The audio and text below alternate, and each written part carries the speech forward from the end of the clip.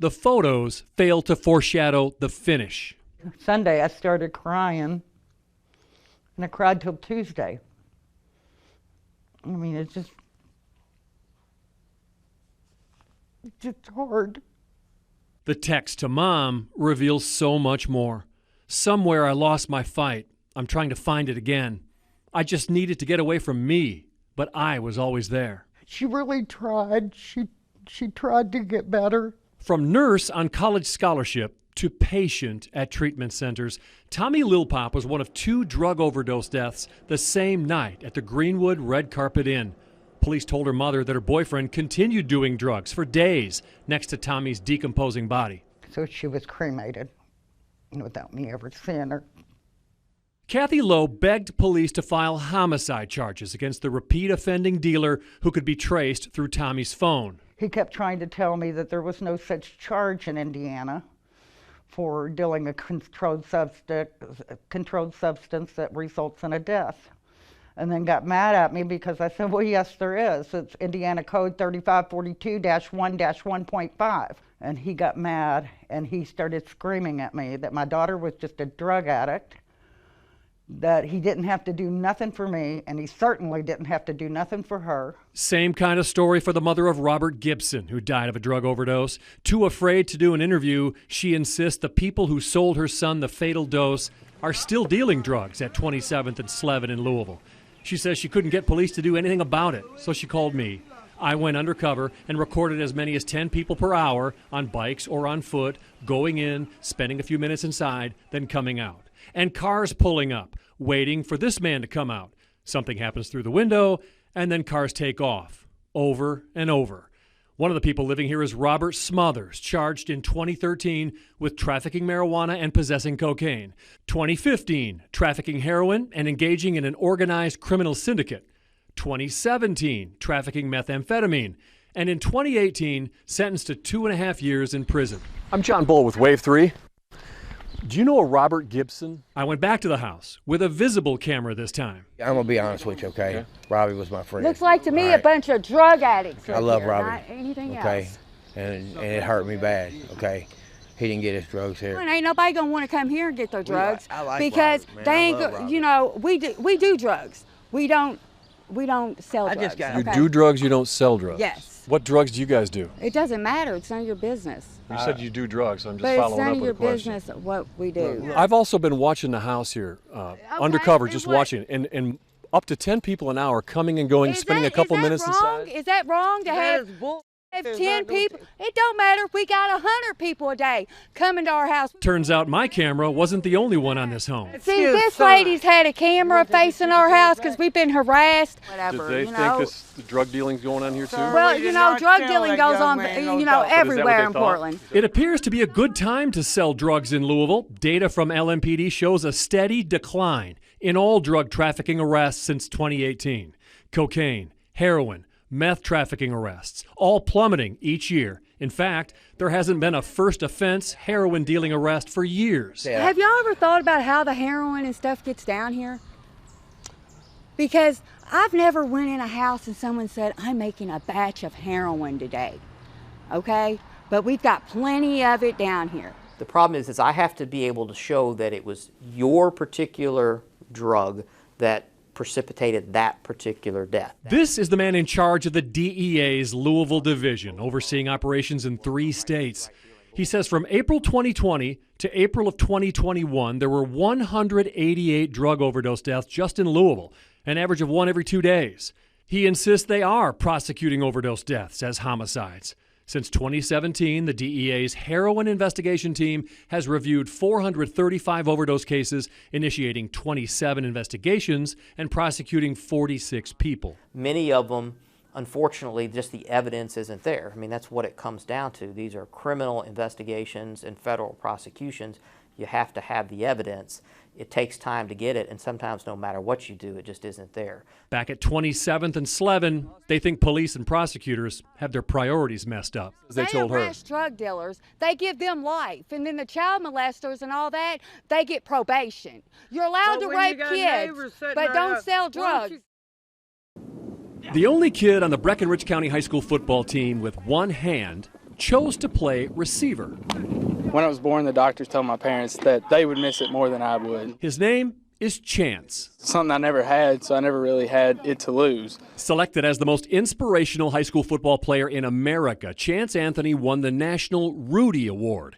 What are the chances a guy missing half of his right arm could fulfill his dream of being a police officer like his dad? They would look at you and be like, well, how can he do that? I mean, how can you be a one-handed receiver? How can you be a one-handed police officer? I mean, people had doubts, but once you had the opportunity to show them, hey, this is what I'm able to do, I've been able to succeed. Succeed indeed. He passed the test to get into the police academy and then met or exceeded expectations in everything he was tested in, putting up scores in the 90s or 100, as well as winning the Physical Fitness Excellence Award and the Coordinators Award with commentary, if Mr. Anthony continues his duties as an officer with the same dedication and performance standards he has displayed at the academy, he will be a great asset to his agency. I said, how'd it go?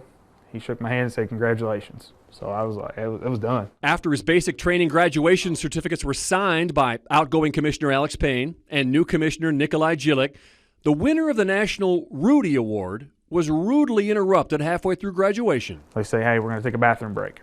15-minute bathroom break. I'm pulled into the commissioner's office and I'm handed a letter. It says there's some inconsistencies in your files between what staff members have reported and what was reported to your agency, and so you're not going to receive your certificate today. Chance Anthony thought he passed everything, but his completed pass got intercepted, and then they asked him to fake it. It says, I know what just happened, but we're going to ask you to walk the line anyway so that it does not interrupt the graduation ceremony. This letter from Department of Criminal Justice Training Commissioner Nikolai Jilic states Chance was unable to successfully demonstrate safe and effective performance in areas like shoot with a support hand, defend against a left-handed attacker, defend against an attacker if his functional hand is injured, and perform disarm techniques. They're stealing from the kid.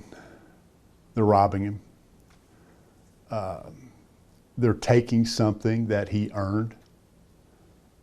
He passed every standard that was in place at that academy at the time. There's no ifs, ands, or buts. Chance appealed the denial of his graduation certificate and lost, the hearing officer ruling that while Anthony was able to engage in defensive skills and firearm training using numerous modified techniques adapted to his disability, he was unable to perform a number of the physical skills in the manner taught.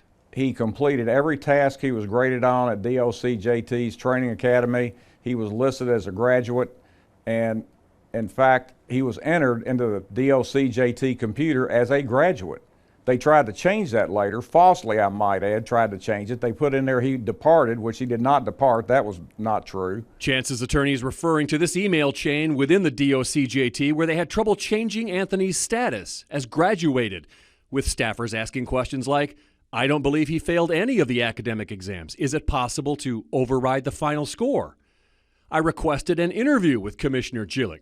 I received a statement that reads, DOCJT has a responsibility to ensure trainees are able to protect themselves and their community and to meet all state-mandated requirements, which provide the necessary skills to prepare officers for real-life scenarios in order to protect the diverse communities they serve. John, most of the mistakes that police officers make out here that's going to endanger their careers, their safety, the careers and safety of others, they're made with their hearts and minds, not necessarily their physical ability or lack thereof. One hand couldn't keep Chance Anthony from catching touchdowns, but one hand is keeping him from catching criminals. I don't know why it's happening. I don't. It's really weird to me that they would push so hard to see me not on the road in a time that nobody wants to be a police officer right now.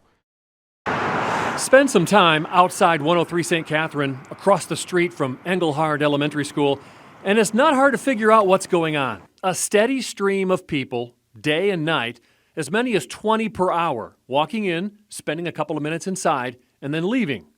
Sometimes they scatter fast. Sometimes there's a line to get in. Money is often out when they go in, wads of money, up to $100 bills.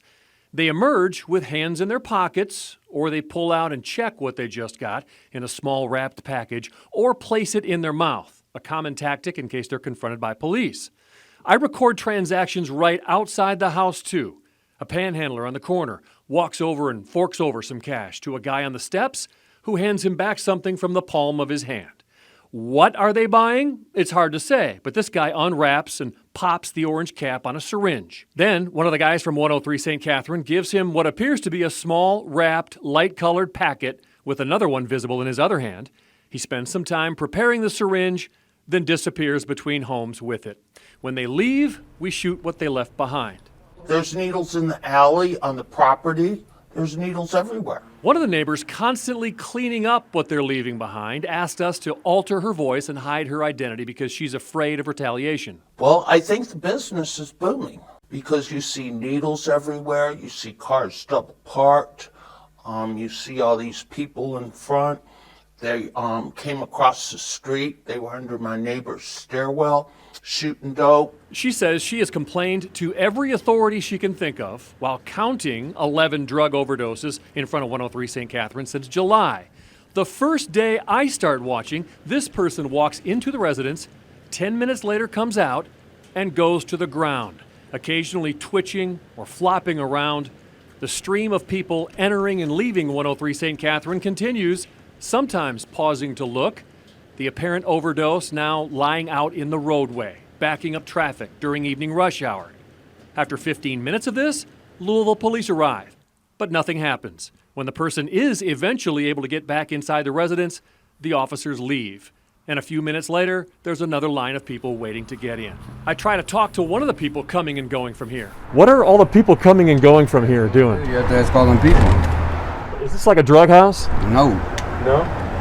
We've got video of people coming and going from here. What's that? It's just frustrating because I can sit there and watch someone pull up and someone walk out and do the handoff of drugs and money over and over and over, and I may be there for this amount of time. This is a longtime old Louisville resident who has owned properties in the area, silhouetted as well, fearing retaliation. He says he has complained multiple times to New Directions, the nonprofit that owns 103 St. Catherine and other buildings next to his properties. Usually it's met with resistance. They are very hesitant to talk to anyone. New Directions talk to me. They say they're just as disturbed about this as the neighbors. They say the trafficking here is so obvious, they've even tried to sell drugs to the New Directions workers who have visited the place. We did go to court and we got an eviction order. They got an eviction order way back in November, but it was appealed, and New Directions attorney says the pandemic has made it easier to prolong evictions. Instead of having it heard right away, it's set for some time down the road. And COVID obviously has hurt everyone's opportunity to be heard in court. Eviction court's one of the most. A New Directions officer wonders why police haven't taken action on something so obvious. I see them at the residence a couple of times.